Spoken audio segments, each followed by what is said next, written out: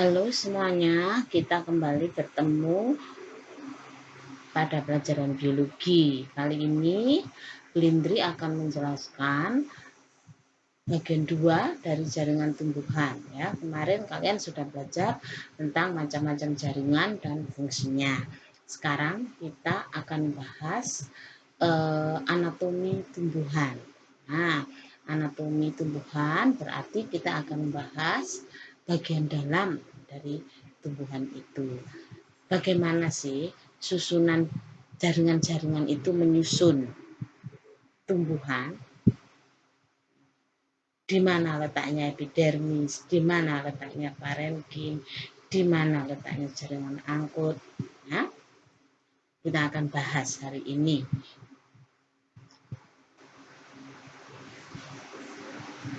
Nih, sekarang kita akan langsung masuk ke anatomi batang monokotil. Ibu ingatkan terlebih dahulu di kelas 10 kalian sudah belajar tentang tanaman. Tanaman itu tumbuhan dibagi menjadi tumbuhan monokotil dan dikotil. Ya. Tanaman monokotil berkeping tunggal, kotiledonnya atau bijinya berkeping tunggal. Contohnya di sini adalah pohon kelapa, pohon pinang, jagung, padi, dan lain sebagainya. Nah, yang dikotil itu contohnya pohon mangga, kemudian angsana, apalagi ya, banyak lagi yang dikotil itu ya. Sekarang kita masuk anatomi batang monokotil ya. Kalian ingat monokotil itu contohnya pohon kelapa, pohon jagung, tanaman jagung itu tanaman padi yang kalian tahu, apalagi palem. Nah itu ya, kalian kan tahu toh palem itu tumbuhnya meninggi, jadi batangnya itu ukurannya tidak besar tapi tinggi. Kelapa juga begitu ya. Ya, itu disebabkan karena tidak adanya kambium. Kambium itu nanti yang mengatur pertumbuhan. Kambium itu yang mengatur pertumbuhan ke arah samping, karena kambium itu adalah salah satu jaringan meristematis yang selalu membelah. Ingat kemarin meristematis itu ada 2 macam, bahkan ada 3 macam. Epidermis pucuk untuk tumbuh tinggi di ujung-ujung batang, ujung akar. Kemudian ada meristem yang sekunder ya, itu adalah kambium untuk tumbuh membesar. Nah, sel-selnya membelah yang bertugas untuk tumbuh membesar. Oke, kita lihat sekarang bagaimana anatomi batang monokotil yang tidak punya kambium itu ya. Bagian luar seperti epidermis itu kulit di luar. Nah, ya, satu sel, tulisan atas satu sel. Kemudian di bawahnya ada hipodermis. Itu lebih ke bawah gitu ya. Kemudian di sini berserakan di sini yang merah bulat ini itu adalah jaringan angkut. Jaringan angkut di sini fluent sile. Ya, jaringan angkut. Ini jaringan angkutnya tersebar. Kemudian yang terang ini adalah jaringan parenkim, jaringan dasar. Kalian ingat parenkim kemarin berfungsi untuk apa saja?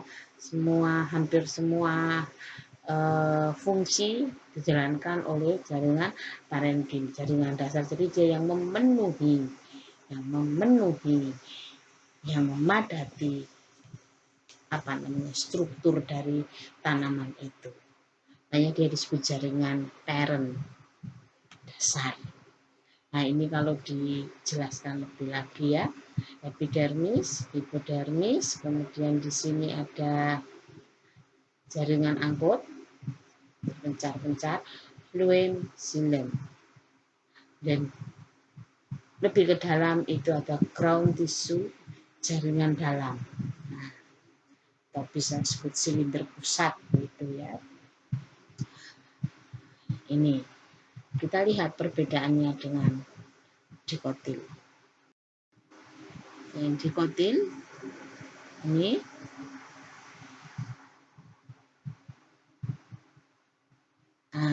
lihat nih, sama bagian luar adalah epidermis, kemudian ada kortek. Tadi di sana tidak ada sebutan kortek. Nah, kenapa? Kemudian di sini ada teratur, jaringan angkut. Ini jaringan angkut ini. Jaringan angkut ya, berputar. Disinilah ground tissue-nya, bisa disebut dengan silinder pusat. Nah, kemudian yang ini, yang pita inilah kandium. Dialah yang mengatur pertumbuhan xilem dan fluem supaya dia teratur. Yang xilem ke dalam ini akan bentuk kayu, kemudian fluem tumbuh ke arah luar akan bentuk kulit. Kulit berbeda dengan epidermis ya. Epidermis kan tersusun hanya dari satu sel, jadi tipis, tapi ini kulit kayu. Sedangkan xilem ke arah dalam dia akan bentuk kayu. Jadi jaringan angkut itu dia yang xilem itu selain berfungsi untuk mengangkut air dan mineral dari akar ke seluruh bagian tubuh tumbuhan, fluem itu membawa hasil fotosintesa ke seluruh tubuh. Mereka juga membentuk pertumbuhan tanaman itu. Ya. Nih, perhatikan di sini ada kortek. Kenapa di sana tadi tidak ada kortek? Karena pada monokotil tidak jelas batasnya. Ya. Kalau pada dikotil itu jelas batasnya. Setelah epidermis, bagian dalamnya ada kortek, kemudian yang dibatasi oleh kambium, oleh jaringan angkut ini ya, bagian dalam ada silinder pusat. Nah, jadi teratur.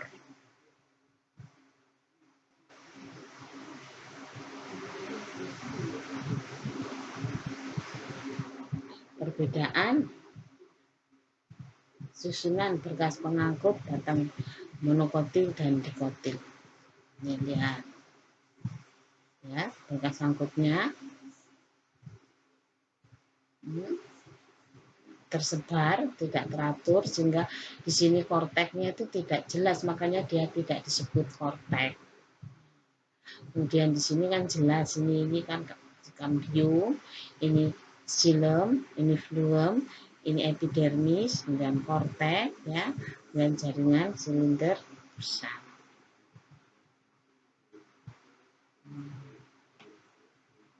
Tuh ya.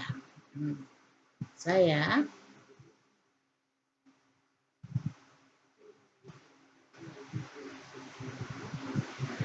akar monokotil. Sekarang kita ke akar. Di sini akar monokotil diberi contoh.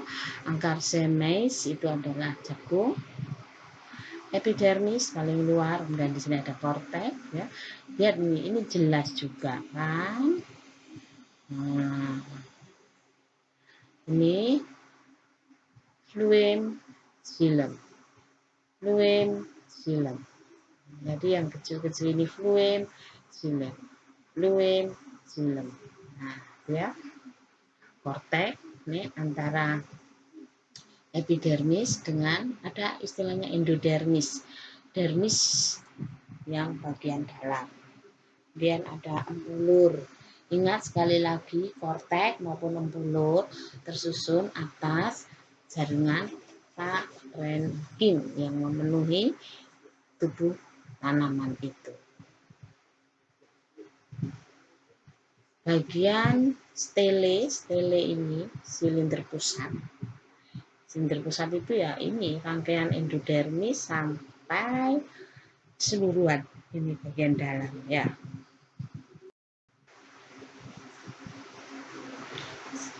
Apa dikotil sama, perhatikan ada epidermis, ada korteks. Kemudian di sini bedanya ada endodermis juga ya. Di lebih dalam dari endodermis ada perisikel. Kemudian barulah jaringan angkut. Fluem, xilem, fluem, xilem, fluem, xilem, fluem, xilem. Seperti bentukan bintang ya, xilem itu ya. Kemudian ini ada titik Kaspari.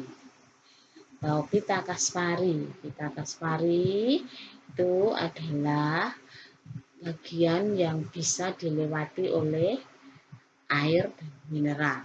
Karena endodermis itu dia sangat rapat. Di sana ada bagian Kaspari yang bisa dilewati oleh air dan mineral. Oke, kita lanjut. Dan perbedaan akar dikotil dan monokotil sudah jelas ya tadi. Ini akar monokotil, ini yang dikotil. Seperti bintang ini, fluem, ya, xilem, fluem, xilem sebagai jaringan angkut. Nah, ini ya. Ini kan rambut akar. Ini rambut akar. Semua punya rambut akar. Epidermis, korteks, endodermis, ya. Dan barulah jaringan angkut. Nah, sekarang anatomi daun monokotil. Daun bagaimana susunannya? Perhatikan, paling luar epidermis. Kemudian di atasnya ada kutikula. Kutikula. Kenapa Bu ada kutikula? Karena untuk mencegah penguapan yang terlalu besar. Kan daun itu lebar, luas permukaannya kan luas dan menantang sinar matahari, sehingga harus dilindungi lebih supaya penguapannya tidak terlalu besar. Kalau terlalu besar penguapannya, nanti tumbuhan itu akan kehabisan air. Kemudian di epidermis ada stomata. Kalian sudah belajar di SMP toh, stomata itu untuk apa? Untuk keluar masuknya CO2, oksigen, uap air juga. Kemudian ada gut cell. Ini apa Bu? Gut cell itu ya penyusun stoma. Stoma itu kan epidermis yang mengalami modifikasi bentuknya. Ya. Kemudian ini ada jaringan angkut. Xilem, fluem. Nah, xilem, ini fluem. Ini merupakan pembuluh angkut. Kemudian ada mesofil. Mesofil itu daging daun ya. Daging daun. Mereka tersusun dari parenkim.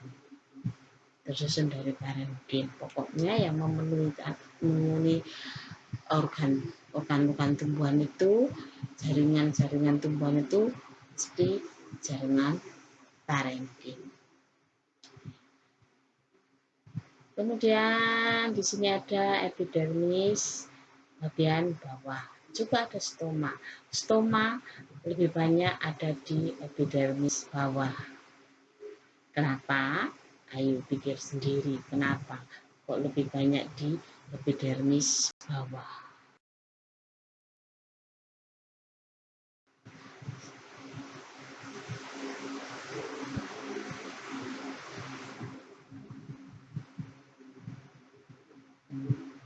Ini anatomi daun dikotil.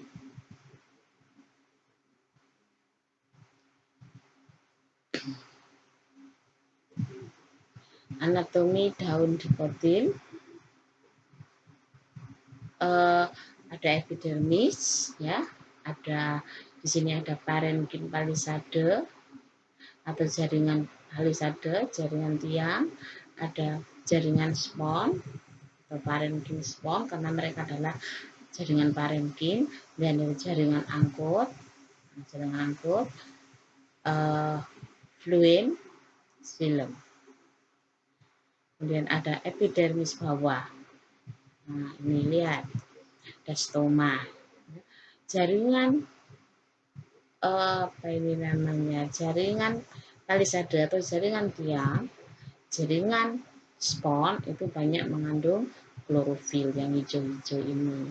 Nah, yang hijau-hijau ini ya. Ini ada banyak rongga udara. Coba apa bedanya daun dikotil dengan daun monokotil? Kita lihat.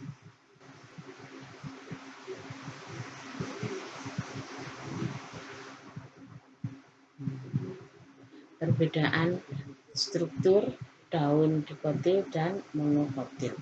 Apa bedanya? Pada dikotil ini setelah epidermis, ya, ada jaringan tiang palisade parenkim, ada jaringan spon. Kalau di monokotil kan tidak ada jaringan palisade maupun jaringan spon. Kenapa? Karena mereka memang semuanya sama bentuknya, ya, bentuknya sama, jadi tidak ada perbedaan yang jelas antara sel yang di dalam epidermis langsung ini dengan yang lain. Ini kan jelas, ini kan seperti tiang gitu ya. Kalau ini langsung sama semua, maka langsung aja disebut sebagai mesofil, jaringan mesofil. Apakah ini bukan jaringan mesofil? Ya, jaringan mesofil ini, cuma ada perbedaan bentuk gitu ya. Semua tersusun dari parenkim. Ya. Ya.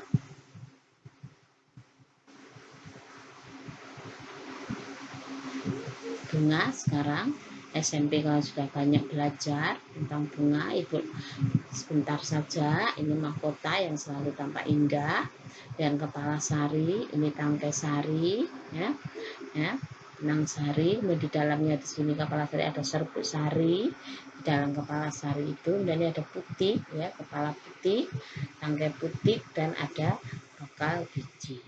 Jika serbuk sari membuahi putih, maka akan terbentuk sigut. Sigut itu akan masuk ke sini.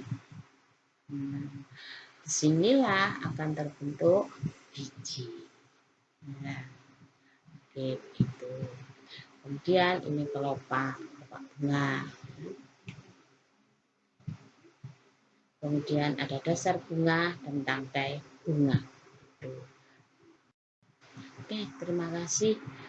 Itu yang bisa Ibu sampaikan. Bila ada hal yang tidak jelas, kalian bisa tanya di WA grup, atau silahkan kalian baca bukumu, ya, buku biologimu, atau langsung tanya ke Bu Rubiah, Pak Bambang, maupun Bu Lindri di WA grup. Kita manfaatkan WA grup kita sebaik-baiknya.